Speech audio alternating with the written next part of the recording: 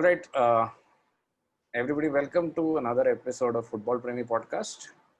Uh, this episode, we are previewing the Liverpool Everton Merseyside Derby coming up this weekend, and you might see a new face in the speaker panel, and that's Souveer, Liverpool fan for the past many years, a good friend of mine, and he's based in Sweden now.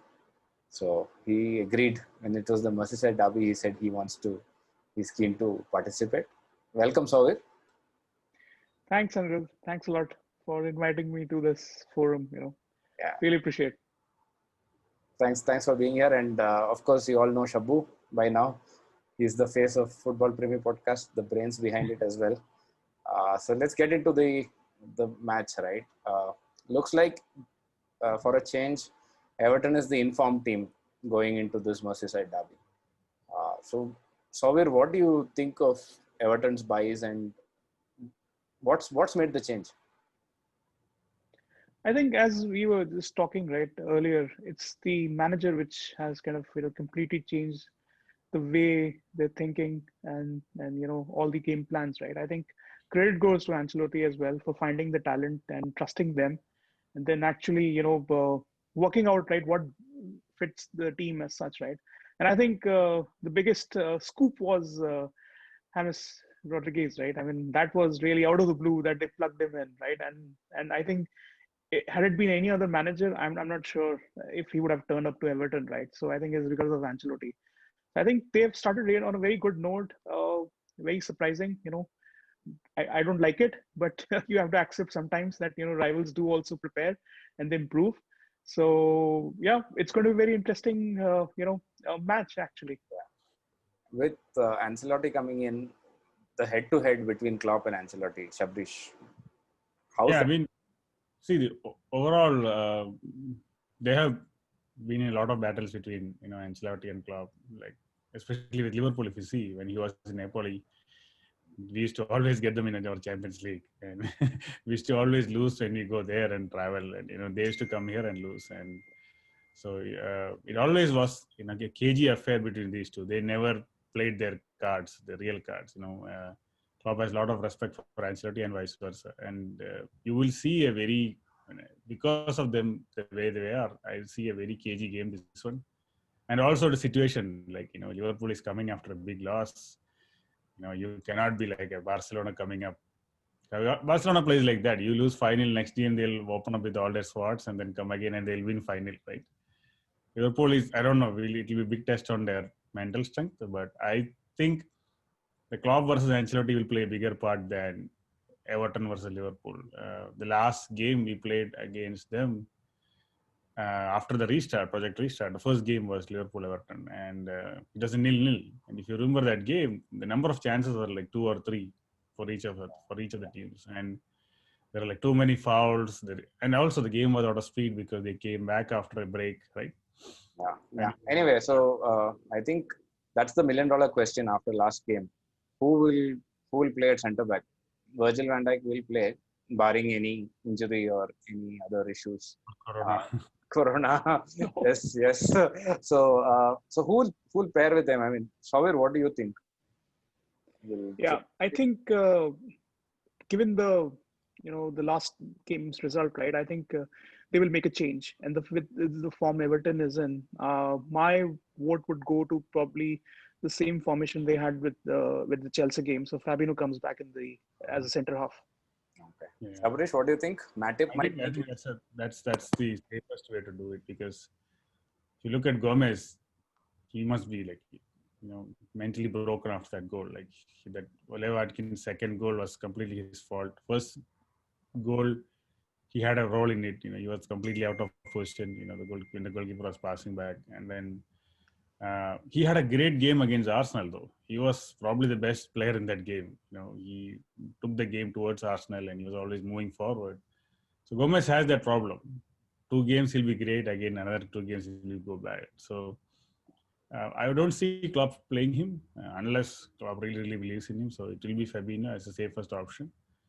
And it also with Fabinho at the centre back, who will take the destroyer role? in front of the defense. So it will be Henderson. We'll play Henderson and Thiago will come in, right? So the midfield will be Henderson, Thiago, and Wijnaldum, and Milner to swap if any one of them doesn't play. Souveer, what do you think? Midfield? Yeah, I would agree with that. Yeah, I think we need a creative one for sure. And I think with Thiago, hopefully he's fit. And with that Corona bout, I agree that we have to get him in. And probably, as the match progresses, probably in the second half, they'll make a substitution with Milner coming in. Yeah. Okay. And then this is what we were expecting, right? Thiago will bring us that possession-based game, which so Liverpool's possession usually is, we pass it back to defenders, we keep rotating, and then when we see an opening, we just get in, and Arnold or Robertson sends it in, or we play some, good tiki-taka inside their opponent boxes with the front three. But if the team decides to stay back, it was very difficult for Liverpool to break them down. So Thiago will bring that. He will keep the ball with him. He will rotate it between the midfield, and like we saw in the second half against Chelsea, although we are playing against 10 people, 10 folks, I think Thiago will control that midfield with his, possession, and Ancelotti will know that because Ancelotti has managed him before, right? Both him and James. So it will be a big game for him. Let's talk a little bit about James and Dominic Calvert-Lewin, the front line of Everton, right? Amazing start for both of them. James has really settled down. He's really pulling all the strings, and he may not always get fantasy points, but last weekend he gave me 18 points. He was my lifesaver, where everybody else flopped and was giving me negative points. So how's that front four looking, Souveer? Yeah, no, I mean, I would go with I think they will go with the same four that they had in the last game, right? So, and especially with James controlling that midfield, right, and then dumping the ball with his crosses and all that. I think that will be the key. We really, really have to break the game, with one person on him. And I think if we break that flow, I think that's where the front four will kind of get squeezed in a bit as well. Right. And I mean, Dominic Calvert-Lewin and Richarlison, they are not running off defenders. Most of them are either whipping in crosses for them, or they wait on James' creativity. So, but the catch is that is right now everything has been happening for Everton, right? The teams are letting James play. So I don't think Liverpool will let James play that easily. They will man mark him, or they will make it very difficult for him to get the ball. And that is what happens usually against Colombia also. That's what they do, right? All these South American teams, they won't let James play that easily. They want him to come back and get the ball from them. So once he's out of position, then it's an easier game for us. Once James is out of his position, he has to track back. And he does track back a lot. The South Americans, they always want ball, right? No matter what, whatever game, whatever situation, they always want the ball. So if we can restrict that midfield, give him a tough time, I think that'd be a good test for James. Then we'll see whether James is a real deal or not, right? The first 4 games, it was kind of easier because apart from Townsend, nobody I saw was giving a very hard time for James. They were letting him play, they were letting him turn, make distance, look up and pass, and And that was one thing that was missing in the Aston Villa game as well. The pressing was very bad. I mean, we can talk all about the backline all we want, but the pressing was also equally bad.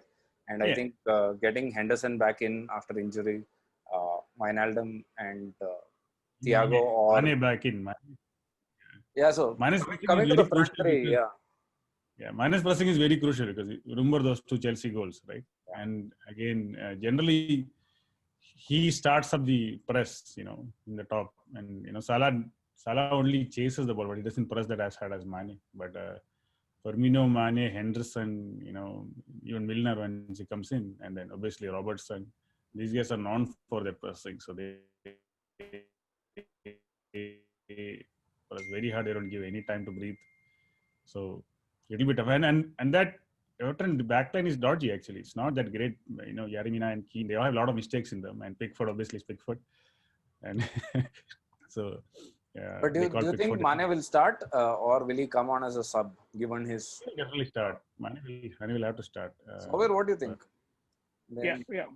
I would agree. I mean, I think he was more asymptomatic, right, rather than actually down with corona as such. So I think he would definitely start along with the usual. Our front three would be the traditional one, I think. And I would agree, right? I mean, with the pressing that Mane brings in, right? I think Everton will probably have a different battle at hand, right, from the earlier opponents. So it's going to be very interesting on that left side, right? How things work out. Right. And yeah, and then Mina and the centre half have not been in that. They've conceded 5 goals this, right? Yeah. So it's not like that's a firm back line. Yeah. I think it's not a settled back line. And still back line, and like we talk about Adrian a lot. Look at Pickford on the other side. Pickford is equally vulnerable, right? So it's it'll be like a battle of two bad goalkeepers. Pick which one is worse. I think we have been very hard on Adrian always, because obviously the gap is too high between Alisson and Adrian. It's one is world number one, and probably so Adrian is not, right. So, but generally, if you compare to the problems Pickford creates, Adrian is much more safer. Pickford is completely untrustworthy. He makes a lot of mistakes. He tries to kick the ball a lot. He doesn't pass it along. He likes to hoof the ball up, the traditional goalkeeper. So, all right, let's see what happens. It's going to be an interesting game. I just hope it's not a KG 0-0 draw. I just hope that. But any last predictions in terms of scorelines? Souveer? Yeah, I mean, I think just before the prediction part, right, I would want to make one comment, right? I mean, had it been a normal scenario, right, Everton would have started very cautiously, right, in like early season, and we would have been dominant, and and they would have been happy with the draw, right? But what Everton has seen this season of them playing so well, and also us in the last game, right? It will be very interesting to see how the strategies match up. Will they be again same aggressive, And they know that if that was just a blip for Liverpool, right? But on the prediction side, I would go a bit safe. So I would go for a 1-1 draw. 1-1 draw. Okay, Shabu? I think Liverpool will win this. We will win at least 2-0 or 1-0. അപ്പോൾ thank you for joining and കാണുന്നവർ അഭിപ്രായം പറയുക, തെറ്റാണെങ്കിൽ തെറ്റെന്ന് പറയുക, subscribe ചെയ്യുക,